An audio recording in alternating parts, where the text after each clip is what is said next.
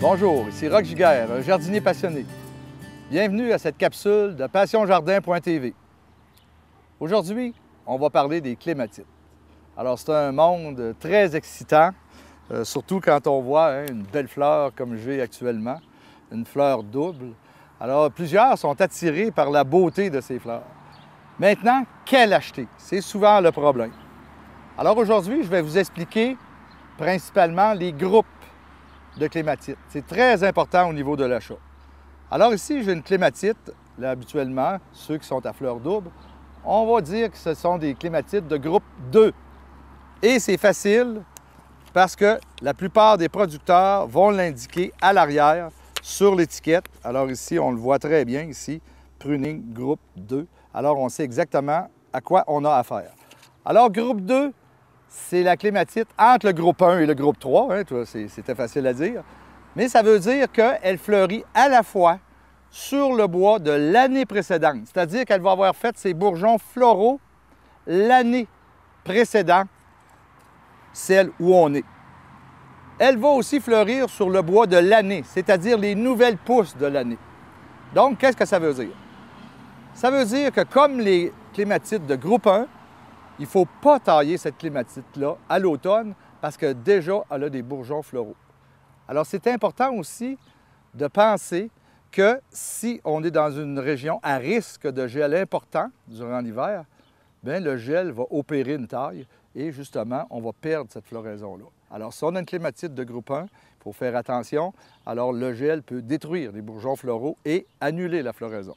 Si on a une clématite de groupe 2, on est chanceux. La première floraison, qu'on appelle sur le bois de l'année précédente, va être annihilée et la deuxième va survenir.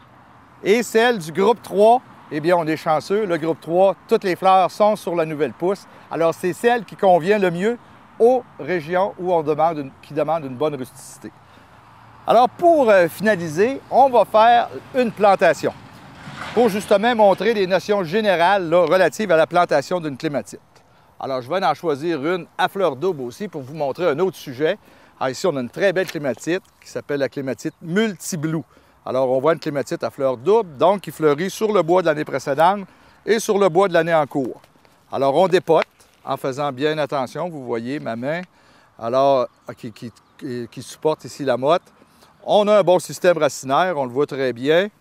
Et j'avais fait mon trou de plantation, justement, avant, là, pour ne pas perdre de temps. Alors, le trou de plantation devrait être d'au moins 2 pieds par 2 pieds, donc 60 cm par 60 cm. On dépose la clématite. Bon, dans certains livres, vous allez voir, il y en a qui vont vous dire « mettez-la penchée pour qu'elle aille tout de suite sur le support ». Bon, mais c'est selon ce que vous voulez, parce que finalement, le soleil va la ramener. Là, il n'y a pas, comme n'importe quelle plante, elle va avoir tendance à pousser droit.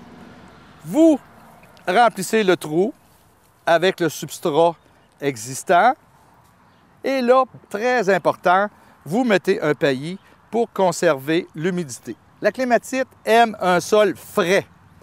Alors, ce qu'on peut faire aussi, et ce que j'aime bien, moi, c'est que je dépose une pierre sur le système racinaire qui va garder la fraîcheur.